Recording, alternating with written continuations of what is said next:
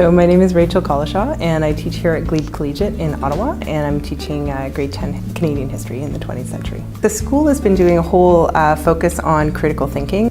What kind of value would they be getting out of a traditional exam? And we kind of said, well, not much. I actually teach outdoor ed, and we had been doing a 10-minute interview with the students, so we just asked them, what they learned and what they were going to do with that. And I said, well, how can we apply that to history so that the kids are responsible to explain their thinking? If what we want kids to be able to do at the end of a grade 10 history course is be able to discuss historical or current issues in Canadian society, well then maybe we should get them to do that for the exam. Discuss with me. So that's what they do.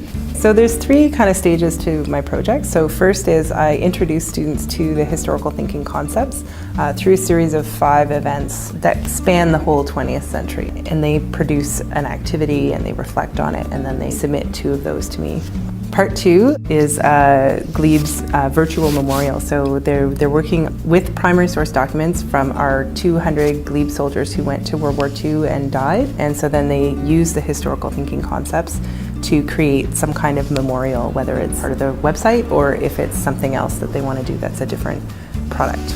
Because they're doing research on soldiers that went to school here, and they can see their own lives reflected in the lives of the people of the past. So they can see, hey, this guy played on the rugby team, or this guy, was involved in the yearbook club, or this guy was, did whatever, and I do that, and there's a similarity there. Oh, and then he went and, learned how to fly a plane and, got shot down over Germany, right? So they become sort of face to face with that whole notion of, we can understand the past in a very human sense, but the kinds of conditions and things that people faced were also very different.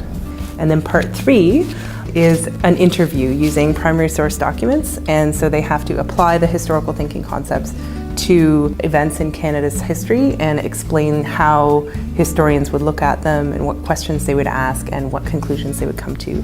I really want my students to graduate from this school, or at least leave this class, being able to think for themselves and being able to think about issues that concern them in our society. And I think, to me, that's kind of the point of having the grade 10 history course, is that we want them to be informed citizens of this country and actually understand how those events of the past are relevant to them today.